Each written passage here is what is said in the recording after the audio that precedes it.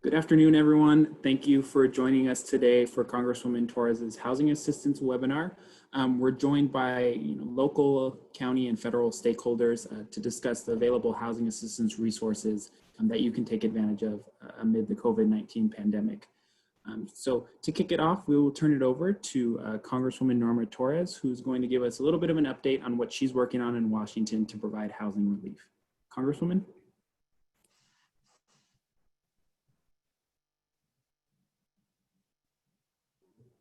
I believe you're muted, Congresswoman.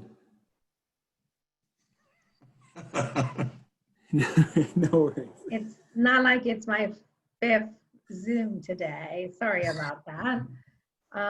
Well, good afternoon, everyone.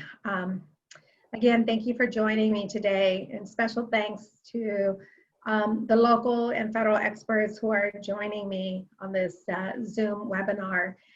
Christopher Patterson, Regional Administrator of the U.S. Department of Housing and Urban Development, Nicholas Perez, VASH Coordinator for the VA Loma Linda Healthcare System, Clemente Mojica, President and CEO of Neighborhood Partnership Housing Services, and I believe Pablo had to answer a fire alarm, but hopefully he can get back with us, of Practice Group Director of Housing for Inland Counties Legal Services.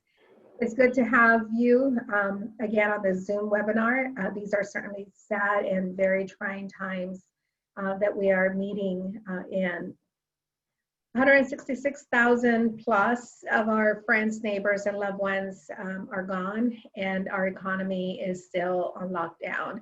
It is clear that coronavirus isn't just impacting our lives, it's impacting our livelihood, our communities, and the way we live.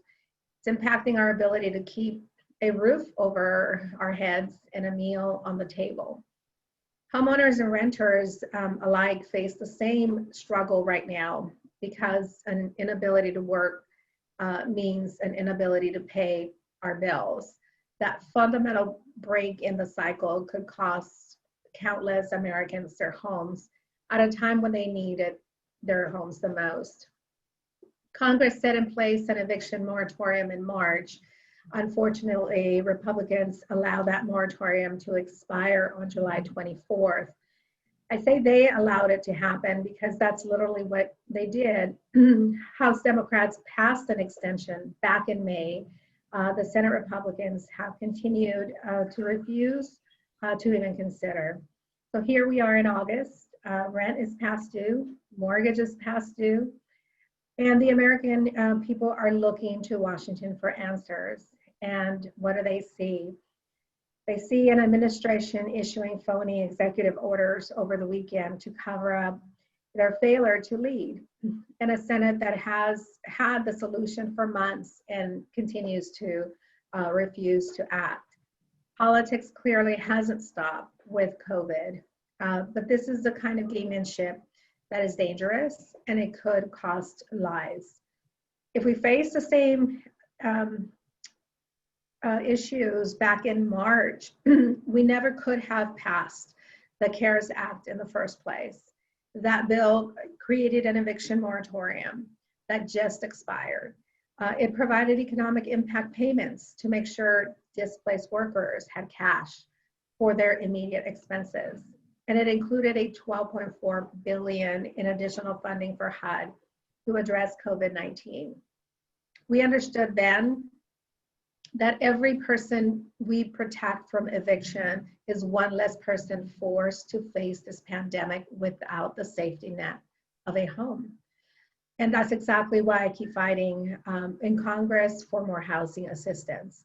I was proud to support the HEROES Act in May, which includes an unprecedented $175 billion for housing security, including new assistance for renters and owners to make their monthly rent or mortgage, utility, and housing-related expenses. The HEROES Act would also immediately extend expanded unemployment benefits, including the eviction moratorium that just expired until January 2021. But it recognizes that landlords also need assistance. It includes $11.5 billion for the emergency Solution Grant Program to help those experiencing homelessness. And it has a new round of direct economic impact payments up to an additional $1,200 for each worker and child. This aid is one Senate vote and one presidential signature away from reaching the people that need it the most. One vote and one signature away from helping scores of Americans keep their homes. So you better believe that I'm working and going to keep the pressure up. I've already announced more than $232 million in COVID support for the Inland Empire. I want to close by making sure that you know how to reach me in case you or someone you know needs assistance during these trying times. You can visit torres.house.gov or call our office at 909-481-6474. We have on our website, we have an extensive COVID resource section with information in a variety of languages. I also send an email daily with a compile information on resources that are available to you here locally. Housing issues and homelessness is something that is very dear to me because of a personal experience that I had back in 2005 when I lost my home to a fire. None of us, plan for that day or can see that day in the future, but we find ourselves checking into a hotel with nothing but the clothes that we have on. None of us could imagine having, being in front of a hotel and checking in with one of your kids barefoot and another one without a shirt on because they ran out of the house as they were. But these are the circumstances that I found myself in, back then. And no, I did not have 12 months of savings in my savings or checkings account. The difference between me and someone sleeping, in a car or under a bridge was the fact that, my husband and I had a credit card with zero balance. It is unfortunate to say that out loud, but those are the circumstances that our neighbors are having to go through right now. So I deeply understand their trouble and the problems that they're facing right now. So keeping that in mind, I want to open this up to the experts that we have here that will cover all of the programs that are available to you right now. So Jacob, I will turn it back over to you. Thank you, Congresswoman. So before we get started with our speakers, I do just want to make an announcement about questions. So if you do have a question for any of our panelists or the Congresswoman, feel free to send it in the chat or the Q&A section on your module. That'll get over to me and we'll sort through those and make sure that those get answered. So moving forward, our first speaker for today's agenda is Mr. Christopher Patterson, who is the Regional Administrator for the U.S. Department of Housing and Urban Development. And he's here to just talk a little bit about housing assistance at the federal level and what they're doing to combat homelessness and the like. Thank you, Jacob. Good afternoon. I'm pleased to be with you today to share the latest of how HUD is supporting residents and communities across the Inland Empire during this unprecedented and challenging time. But first, I would like to thank our host, Congresswoman Norma Torres. Thank you very much for convening this webinar on the vital issue of housing, and thank you for your longstanding leadership in fighting for such needed funding increases in both housing, homeless resources for the communities.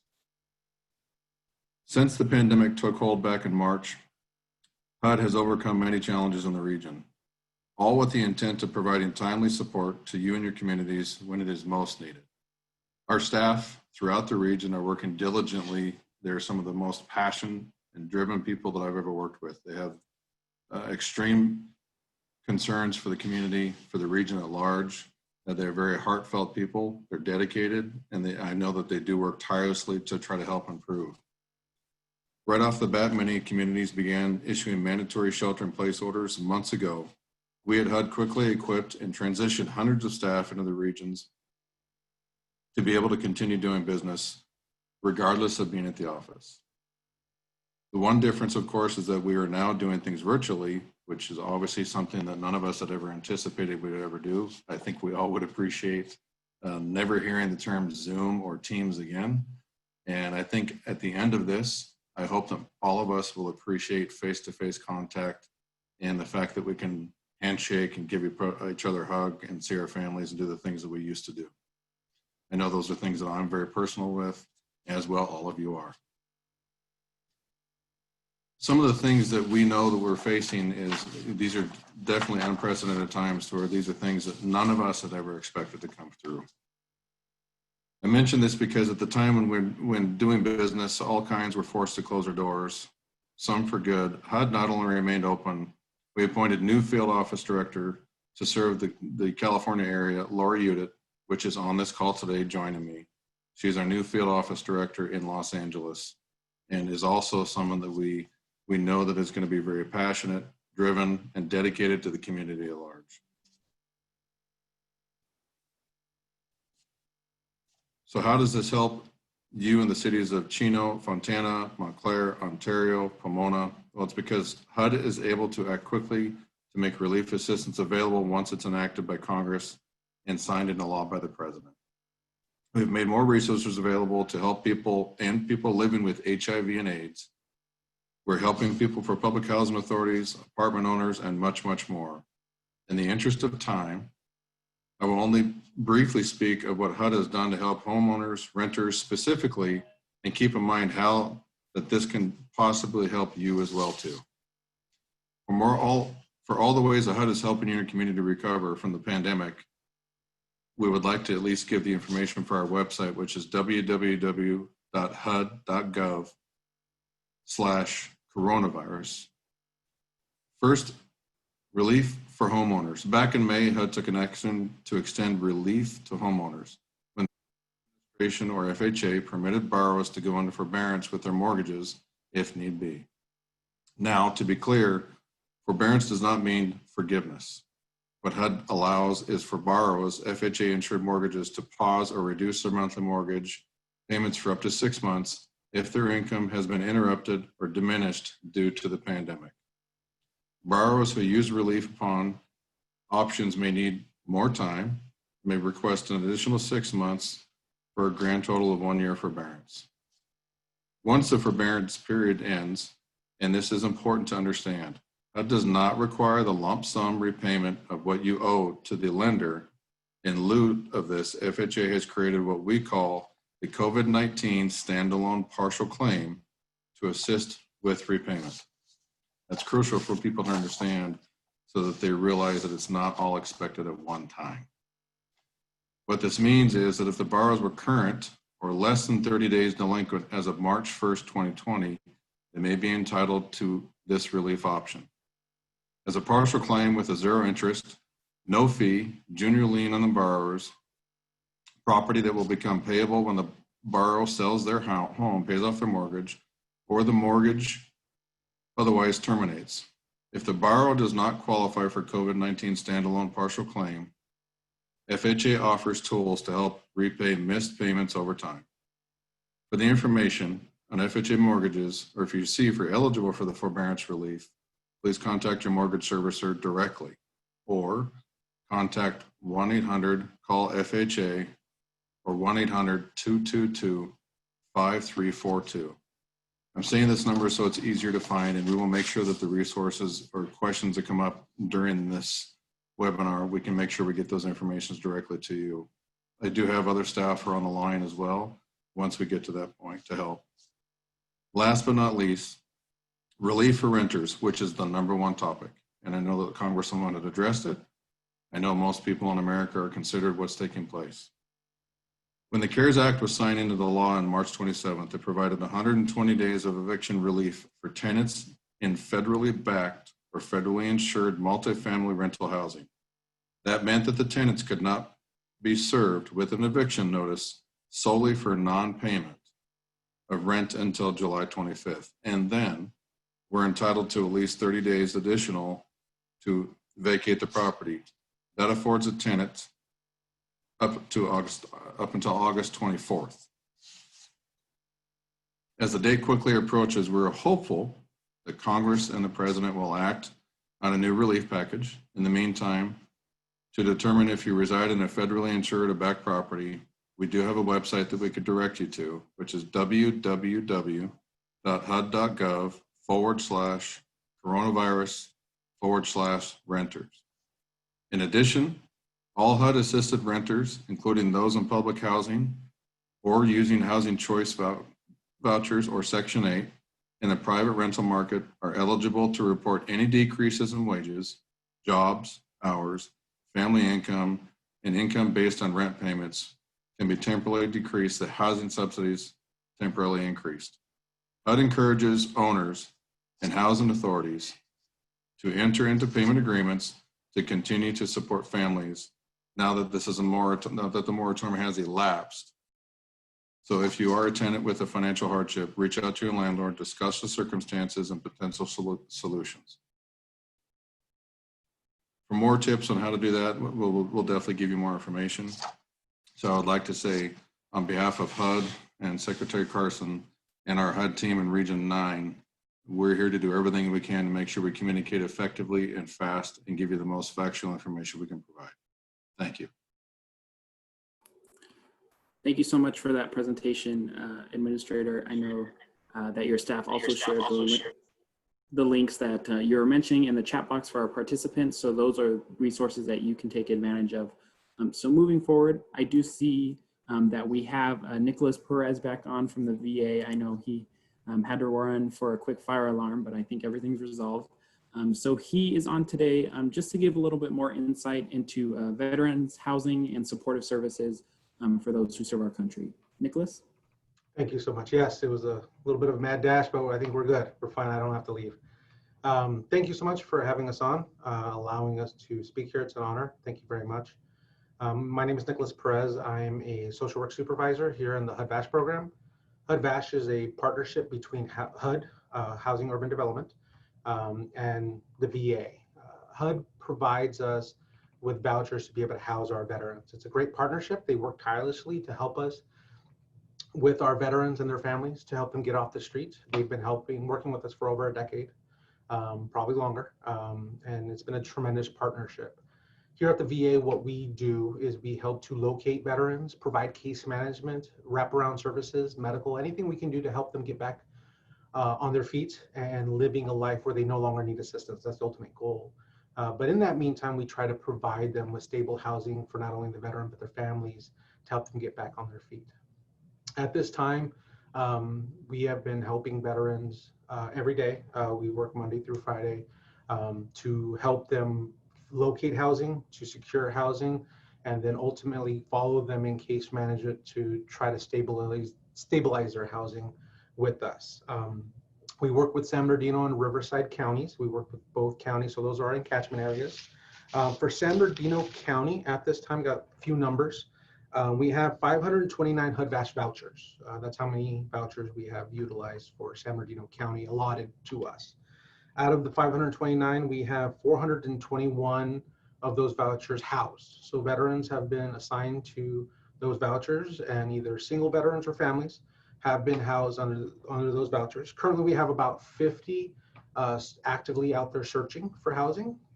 And we have navigators who, we call them social service assistants, but essentially they're navigators. What they do is they help veterans to locate housing, contact landlords. Transportation is an issue. When working with the homeless population, I've been in this program for about 7 years. Resources is very lacking. Just a simple act of getting around, transporting, use of a phone, use of the internet is all significantly reduced. They just don't have the resources. And so we try to provide that, try to limit the gaps, the barriers, remove those, try to get them linked up with the housing as fast and quickly as possible. And so we have staff, social workers, case managers, we have nursing staff who go to the veteran to help them link up with hospital services. A lot of times these veterans are neglecting their medical care because they're just worried about surviving. And so what we try to do is build a team of multidisciplinary, many different types of tasks, so that way we can help these veterans off the streets into stable housing. And so we have nursing staff, we have social workers, we have social service assistants out there, we have peer support, veterans who are working here, who have personal stories of recovery, and they're actively engaging in veterans and trying to help overcome resistance, helping them overcome fear and paranoia, and helping them come into the program so that we can assist them. We have outreach teams who go out into the community and field calls from the community and county organizations. When they tell us, hey, we found a veteran who's homeless who needs help, we'll reach out to them. So we're constantly reaching out to not only our veterans, but community organizations. As the VA hospital, and we work tirelessly with our veterans, we can't do it without the community's involvement. And so with HUD's partnership with community organizations, nonprofits, the police department, anybody and everyone who works with veterans are actively letting us know, giving us information about veterans they come in contact with, ways we can try to improve our services and our service delivery. When COVID happened, and we're still dealing with the COVID, something that we had to do is become flexible and adapt and overcome these challenges. You know, before we could pick up a veteran and drive them to an apartment complex, meet with them face to face constantly. But this became a challenge, and so we've adapted and overcome. We have staff going out to apartment complex, taking videos and pictures to do kind of like a presentation, so we can have veterans come here in a safe environment and allow them to view multiple apartment complexes to give them an idea of what's available out there, to try to connect them with that. We're doing a lot more phone visits with veterans, trying to get them technology so that we can have a telecommunications like we're on right now. And so we're constantly trying to adapt and overcome. We don't want to stop providing services. We want to keep it safely, not only for our staff, but for our veterans, but at the same time still provide them services to help them get off the streets. And so I'm proud to say that even during these tough times, these difficult times, HUD has been helping right along, keep issuing vouchers and helping take our veterans to provide them with the necessary vouchers to get housing. And our staff has been working right along with them and continue to provide services. Even though there's some anxiety and some fear, they're still willing to help because our veterans need it. They are the most vulnerable and they lack the most resources. And so I'm very proud of that. So we're continuing to still provide vouchers. We're still providing case management. We're still helping veterans and their families to secure housing and stabilize housing. We do have a website, a HUD-VASH website I can share with everyone where they can go to get more information. The Loma Linda VA Hospital is in catchment areas, Riverside County and San Bernardino County. So we provide case management throughout the entire county.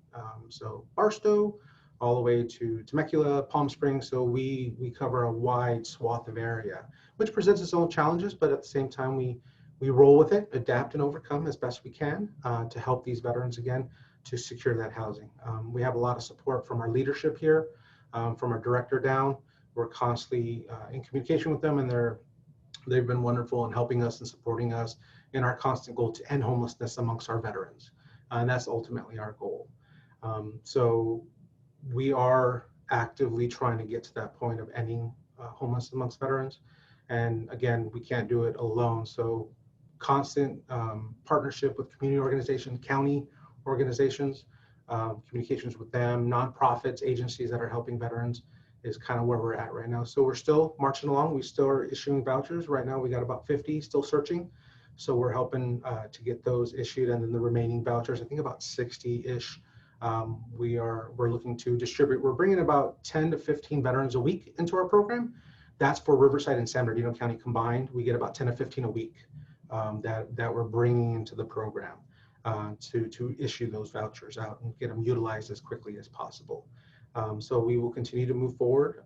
Any veteran that you come in contact with, they are more than welcome to come to our building here at the VA hospital. We have a specific building called the Valor Building that is housed by a lot of our homeless program services.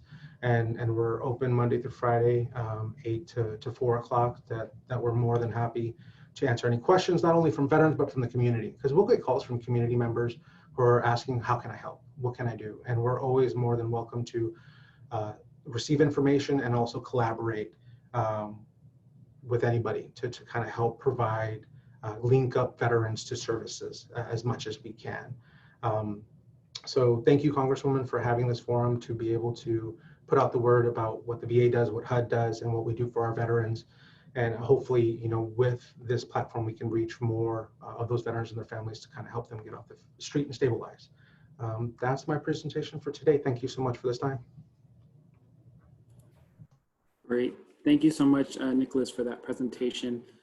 Just as a reminder for our attendees, if you do have a question for any of our panelists, please submit it in the chat box or the Q&A box, whatever you prefer, and we'll get to those near the end of the presentation. Moving forward, our third panelist is Mr. Clemente Mojica, who is the president and CEO of Neighborhood Partnership Housing Services, who's going to discuss more about sort of available resources for homeowners in our region. And since they serve most of the Congresswoman's district, they're going to give a little bit of insight into what they offer. Clemente? Yes, thank you, Jacob, and thank you, Congresswoman Norma Torres, for facilitating this this webinar and allowing us to share some of the resources. It's crazy times right now, and there are a lot of struggling homeowners that need some assistance, and you know, if we can help play a role in that and lift people up, you know, we'll continue to do that as much as we can. So a little bit about NPHS. We are a 30-year-old community economic development corporation with a focus on creating and preserving affordable homeownership. We service San Bernardino, Riverside, and East Los Angeles County. We are affiliated with the Congressionally Chartered Neighborhoods America. So they do get a federal appropriation every year, which trickles down to us to provide some of the services that I'm going to talk about. And thank you so much, Congresswoman Norma Torres. She's been a strong supporter of that appropriation and bringing that money, that federal money, into her district and our region. We are a community development financial institution as well, certified by the United States Treasury. That allows us to help home buyers with down payment assistance loans and grants. And of course, we are a HUD-approved counseling agency. And I'm really going to talk about our counseling programs that we have available for home buyers and homeowners as well. So you have our contact information right there in that slide. You have our number, you have our website. So please take a picture, take it down. And I'm sure maybe Jacob will provide it to all the participants, but we can go to the next slide, Jacob. So for homeowner resources, you know, we provide foreclosure intervention counseling. We're very busy right now, as you can imagine, helping struggling homeowners navigate through the current options such as forbearance plans and repayment plans.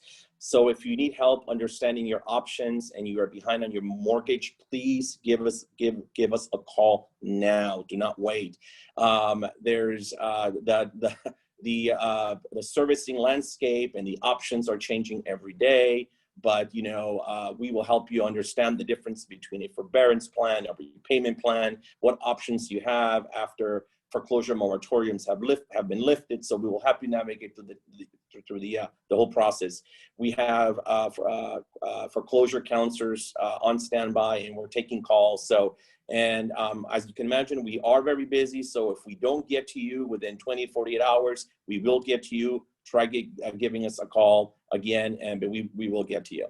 We also provide reverse mortgage counseling, so we do help elderly seniors that are looking to tap into their equity get a reverse mortgage counseling. We provide home repair loans and grants to low and moderate income families throughout the Inland Empire, and as a community development institution, we also get federal funding, which the Congresswoman has always supported through the CDFI fund, which allows us to provide those critical services.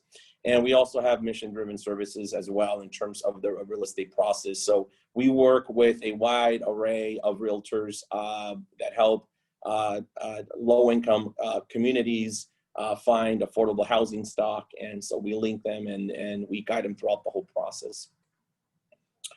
You'll see at the bottom there, there's another link, nphsinc.org foreclosure prevention.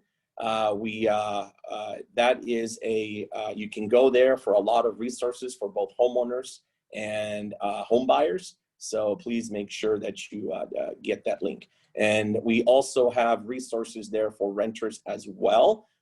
There are a lot of cities that have, due to some funding that came from CDBG and the CARES Act, there is some rental relief that some cities are offering, and we do have information of which cities are offering that type of rental assistance. We know that Pomona is offering rental assistance, and we do know that Ontario is offering rental assistance as well for folks that have been affected by COVID-19.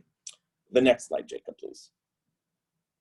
Here are some home buyer resources. So if you're not a current homeowner and you'd like to start creating that intergenerational wealth, want to attain the American dream, we provide a whole slew of services, particularly to help low to moderate income families achieve home ownership. Although we provide home buyer rotations, they're all virtual. We do online home buyer education as well. Some folks that are already working with lenders and their realtors and they need that home buyer HUD approved education certificate, we offer that as well. We offer down payment assistance resources. We actually have a 0 to very, very low interest down payment loan. And we work with various cities on providing down payment assistance programs as well.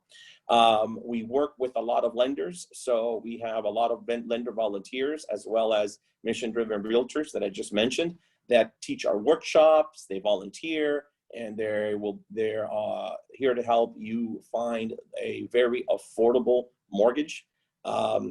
Interest rates are at their all-time low, so it's a great opportunity to buy now. People always tell me, when is the best time to buy a home? And I always say, when you can afford to do so. The market is always changing. You can never just, you'll be guessing and you'll be on the fence forever. Just buy when you can afford to do so. Get yourself into a very responsible situation where you can afford your mortgage and start building that wealth, that intergenerational wealth. So that's basically it. Again, our link is there below for more resources. There's our website. That's our telephone number, and we're here to help. And again, I want to thank Congresswoman Norma Torres for facilitating this webinar. Thank you, Jacob. Thank you, Clemente, for that. Our last but certainly not least panelist today is Mr. Pablo Ramirez, who is the practice group director for the housing department with the Inland County's Legal Services. So he is here to give a little bit more information about legal resources available to Inland Empire residents. Pablo? Thank you, Jacob. And first of all, my name is Pablo Ramirez. I am a managing attorney or practice group director for Inland County's Legal Services. And thank you, Congresswoman Norma Torres, for the invite and your dedication to the low-income and senior community. Truly, truly appreciated. And I would just give you a quick overview of who we are. We are Inland County's Legal Services. We are a 501c3, been in business since about 1958, and we serve low-income seniors and indigent community. There's really no kind of fee to any services we provide. We provide direct representation in court, trials, negotiations, settlements, and everything's free of charge. We do also provide some simple advice. If you have a question or concern and you just want to call in and get some advice from an attorney, we definitely offer that service as well. We can help guide and empower you by giving you information on your rights and what your protections are. So today I'm just going to be talking about different eviction protections. Mr. Patterson has covered a part of the CARES Act, so I'm just going to skip a piece of it. But I'm going to begin with just kind of giving a quick disclosure that the rules are changing every day. The laws are changing every day. I mean, you turn on the news and you just look up and there's something new coming your way. So sometimes it gets a little bit overwhelming. So I ask and I plead, before you rely on any information, just check with the direct organization or feel free to give us a call. We're happy to help. We're happy to guide you. We're here, no charge to our services for eligible clients, and we do serve the low income and senior population, and all our services are free. We are excited to help. We are open during COVID, so should you have any challenges, please give us a call. And if you can skip to slide number 9, that will get us to where we're going to talk on. As I mentioned, we are going to skip a bunch of the CARES Act. Mr. Patterson did an amazing job covering it, so I appreciate that. And just moving on to the Judicial Council amendments. So next slide, please. So on April 6, 2020, the Judicial Council of California adopted an emergency rule that stalls or brings to a halt evictions and judicial foreclosures other than those necessary to protect public health and safety for a period of 90 days after the governor declares that the state of emergency related COVID-19 is lifted or until amended or repealed by the Judicial Council. So the amendment states, a court may not issue a summons on a complaint for unlawful detainer unless the court finds on the record that the action is necessary to protect public health and safety. So this basically means that the evictions are kind of stopped.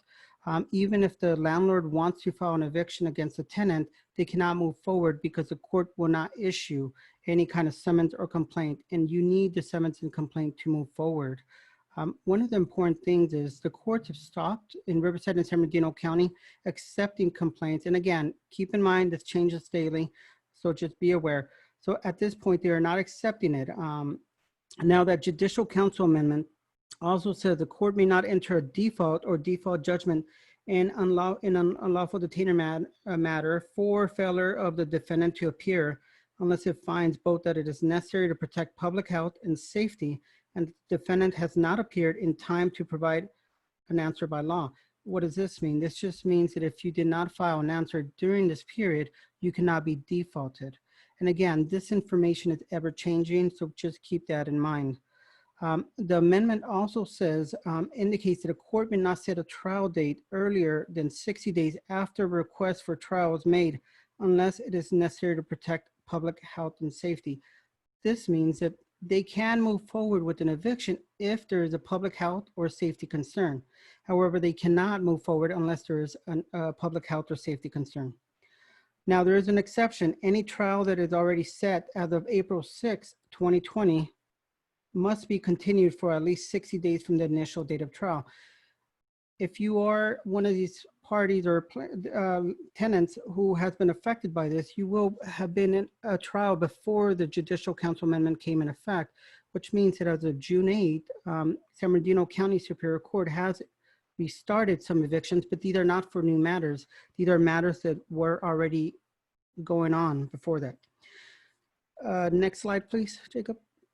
So I will want to touch on some proposed changes. So recently, just as early as yesterday, I saw a memo circulating from the Judicial Council Amendment. As of today, it has not been approved.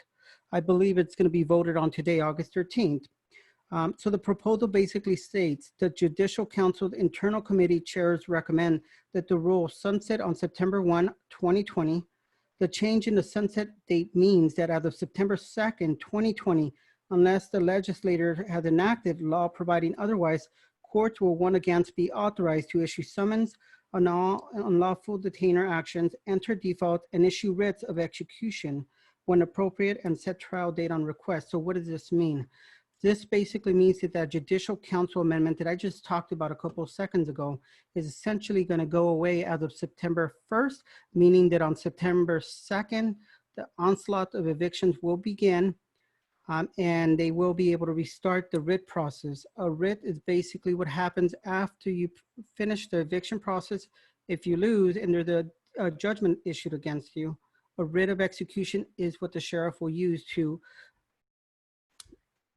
remove you from your property. So unless our legislature acts, at this point, it looks like they might start back up on September 2nd. But I will mention again and remind you, this has not been enacted as of yet. These are proposed changes, and we should have some more information on August 14th, tomorrow. Next slide. Pablo, Yes. just to clarify, these will be, these evictions will be evictions that occurred as a default due to the coronavirus starting March, right? Yes. So From March to current. exactly correct. What happened is the Judicial Council Amendment has stopped these evictions from moving forward. So Right. no new action could have been filed because of the Judicial Council Amendment. But what the Judicial Council Committee has recommended at this point is a recommendation that that sunset as of September 1st, meaning September 2nd, it would pick back up. Sure. Okay. Thank you. All right, no problem. Next slide, please. So basic questions, if I live in California, do I still owe my rent or mortgage payment for this month? So yes, generally all these rules that have been put in place do ask if you can't pay, please pay.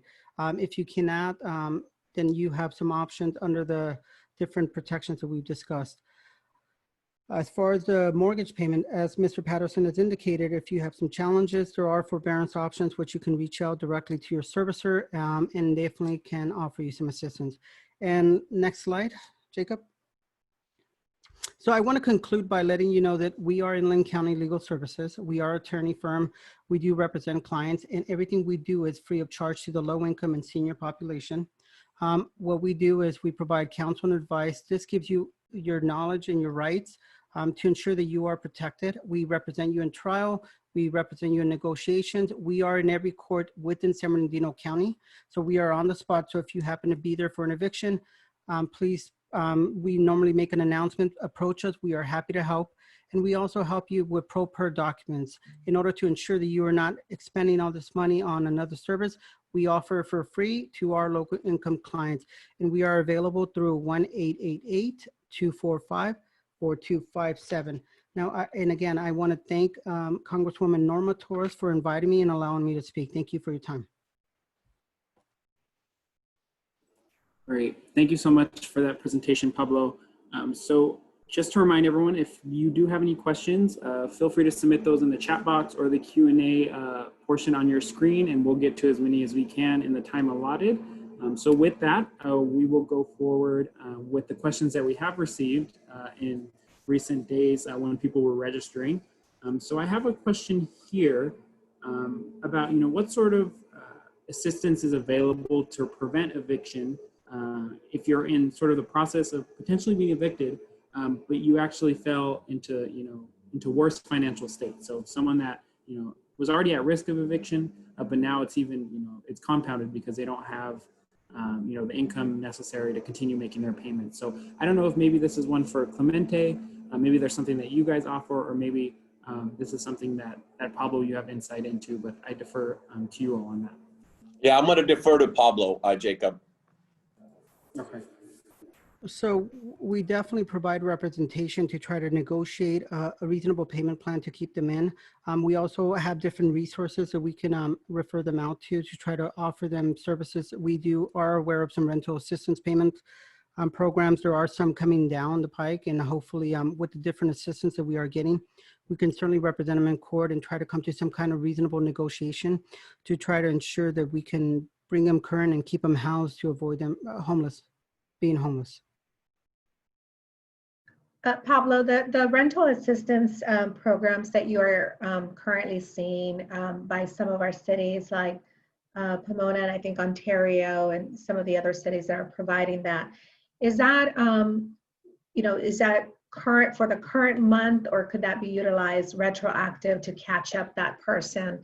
Let's say they might have fell behind a month or two, but now they're back at work, or now they're finally receiving their EDD chats that it took 6 weeks for some folks to get an answer back from unemployment. So I have seen some basic ones within San Bernardino County, not city specific, coming out, getting ready to roll out, and those actually cover past due payments and upcoming payments. And utilities, should you need that assistance. So these are programs haven't been rolled out just yet, but they will cover past due and current and even upcoming payment if you are experiencing challenges. Okay, so even if you're behind, 1 or 2 months, reach out because there may be help out there for you. Definitely. Thank you, Pablo. Okay, so another question that we've gotten is about forbearance. So obviously, you can forbear your mortgage payment, but when it comes time to pay those payments, what resources are out there for homeowners that I think Mr. Patterson touched on this earlier. If it comes time that they have to make those payments and they don't have the money to do so, is there some sort of stabilization fund or something that they can rely upon to help them through that time?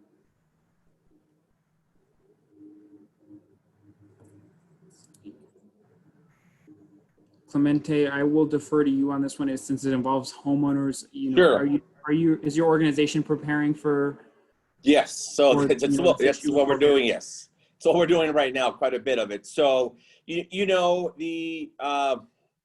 loss mitigation process, it's really meant to help homeowners and prevent them from ever getting to a situation where they're gonna, get foreclosed on. So right now,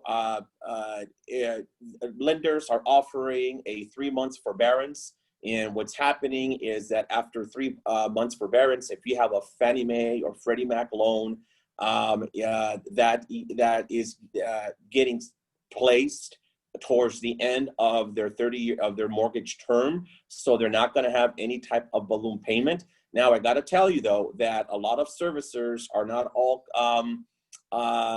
aligned yet, and there's no uniformity. But I know that banks like Wells Fargo, Bank of America, they are putting the 3 month forbearance towards the end of their mortgage term, so they won't pay it towards the end. Now, if after the 3 months forbearance, the family still cannot afford to make their mortgage payment, they put the family into what's called a repayment plan. In some instances, they may get what's past due and spread it over a year's term. And after that, then if foreclosure moratoriums are lifted, then the servicer will have to then start implementing foreclosure proceedings. So there are some cities that are offering mortgage relief. The best thing you can do is to call your city and see if through this CARES Act funding, they are utilizing some of that funds for mortgage relief. Right now their relief is being used for help small businesses, for rental assistance, and also for mortgage relief. However, the funding is very limited. So I was hoping I'd be able to I answered the question there. Can I also add, Jacob, just to add a little bit? I also want to mention that Inland County's Legal Services does have a foreclosure prevention attorney who is focused on preventing foreclosure and helping you. Now, while we do not directly assist with modification, what our goal is to ensure that your procedural rights are not violated. We do work with some other agencies like Inland Fair Housing or Riverside County Fair Housing, who actually help with modifications. And again, all these services are free of charge, where we try to help you going from that transition from a forbearance to an actual modification to try to amortize that payment into that 30-year loan at the back end of the loan. So you're not feeling that payment shock at the end of the term where you're required to come up with this huge lump sum amount of payment. So we do have different programs that help you modify your mortgage. Again, we don't do it directly, but we do work with local partners who can assist, and we also ensure your procedural rights are not violated in the process. There are there's other assistance too. If you're a member of, let's say, a credit union, some credit unions are also assisting in postponing your car payment. So let's say you have a $200-300 car payment. Just call them first, before you're not able to make that payment, and make those arrangements with them. In some cases, if you're able to suspend some of these payments, maybe you'll be able to make your mortgage payment or your rent payment to keep you from losing, your home or your apartment. So, there's a lot of other opportunities also out there for you to get help. Yep. Jacob, can I add one more thing? Pablo brought up a really good point. All of these services provided by nonprofits, for the most part, are free, especially loan modifications, helping navigate to the foreclosure, avoiding foreclosure, right? We are starting to see some folks coming to us that are paying some ridiculous amounts of money to third parties for these services. Beware of scams and beware of these sharks that are out there that are preying on families that just do not know how to, how to navigate this process. So there, back in when the Great Recession, when we saw the wave of foreclosures, there were a lot of loan scams out there. A lot of sharks out there preying on very low income families, not knowing how to get the assistance necessary from nonprofits. So these services are free. families should not be paying for these type of services. Great, thank you all for that. I think you touched on it briefly, Clemente, but in terms of loan modifications or taking advantage of, obviously right now interest rates are low, how can homeowners sort of navigate that process and see if they can maybe come out with a better sort of mortgage setup than they had before? So yeah, so it all depends on the investor, right? I don't want to get too technical here, but it all depends on the investor, the servicer too. But a loan modification is a powerful tool. So you have a forbearance, a repayment plan, then you can probably look at a loan modification to make the payments more affordable. But you know, a loan modification only works if the family is able to go ahead and still make the mortgage payments, right? There's still that. Will you still be able to make those payments? But they can be extending the term. We've seen modifications where the family has gone from a 30-year mortgage to a 40-year mortgage. We've seen loan modifications where the interest rates have been reduced substantially very low, where interest rates have deferred. So it all depends on the servicer and what the servicer is allowed by the investor that's actually owns that loan. But, you know, it's a great, powerful tool, and families should definitely be asking if they get to a point where they can no longer afford their mortgage, and can I modify my loan in some way that'll make me do so, and work with their servicer through that process. We definitely do that, and we can definitely help along with all the other folks that Pablo has mentioned as well, offer those services. And also for families who, you know, may not be having a problem making their mortgage, I would highly recommend that they look at the interest rate that they're paying right now. Interest rates have fallen, you know, so much that you may be able to refinance your home for a much lower interest rate than what you initially had paid for. Obviously, in order to do that, you still have to have good credit and you have to have a stable job. But if, you know, that is something that, you know, you're able to work on, I would highly recommend you look into that. Great, thank you. So I think we're going to move on to probably our last question. I know we're running out of time, but maybe this is one for Nicholas, who can touch on the veteran side of it, and then also our other panelists who can be more general about it. But in terms of housing vouchers and accessibility to those housing vouchers right now during the pandemic, you know, if someone is struggling to, you know, is homeless or struggling to find some sort of housing, you know, how accessible are these right now? Are these vouchers right now? Is it, you know, are they going to have to jump hoops to get through them? I know obviously before the pandemic, you know, there's a lot of demand for these, but what have you been seeing on the ground? We're still seeing a lot of demand for the vouchers. We're still utilizing them as much as possible. That hasn't gone away.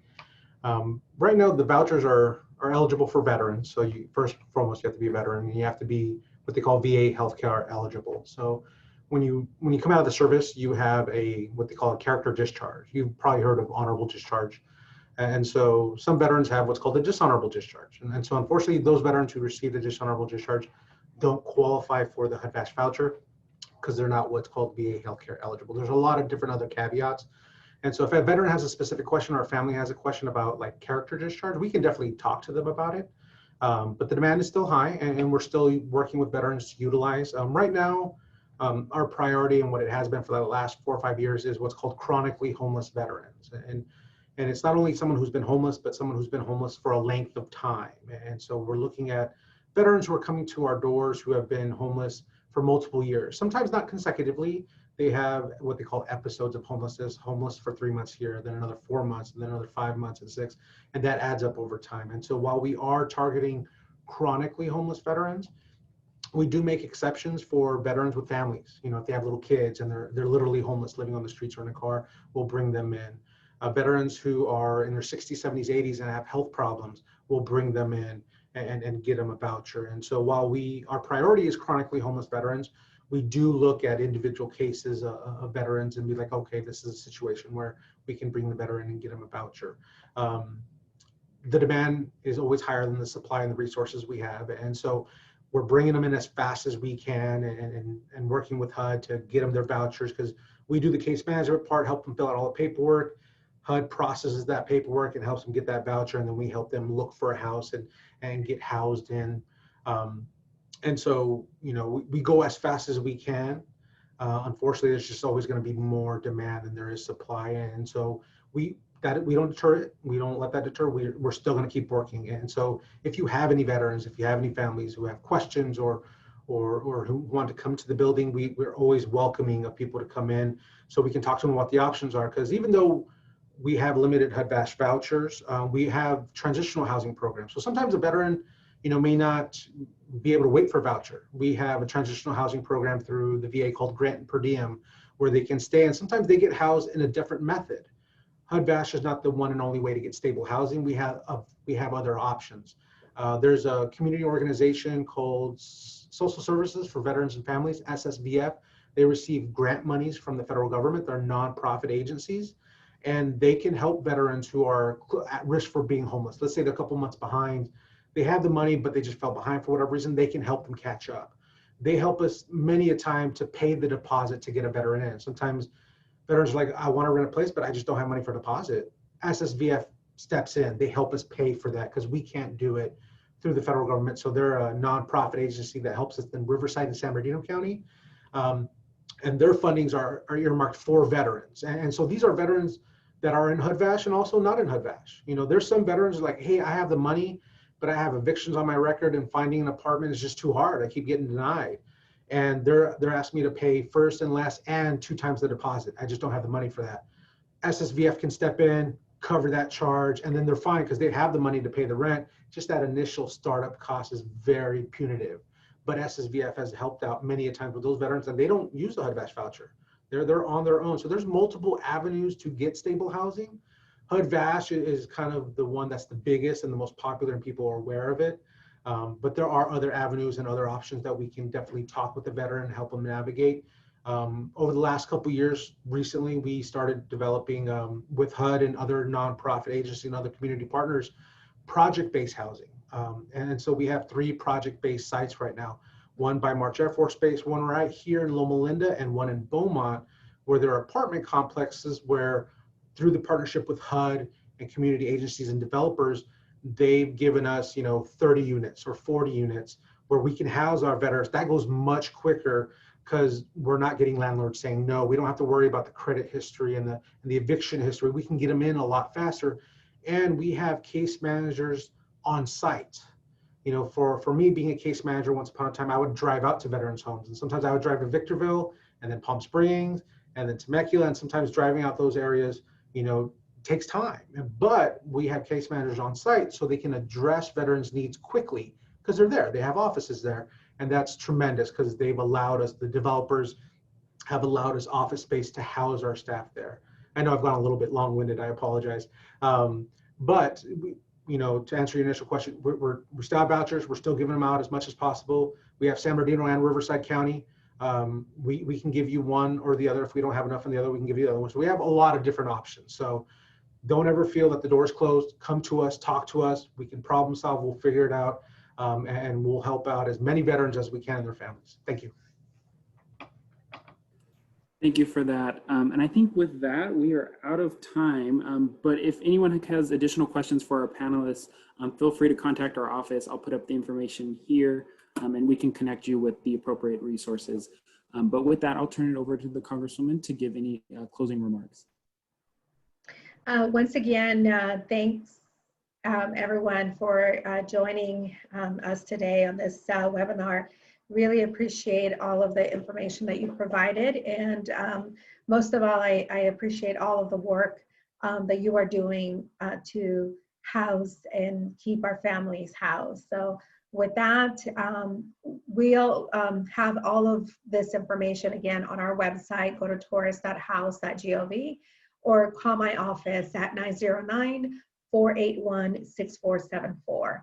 Thanks again. Have a great rest of your evening. Thank you, everyone.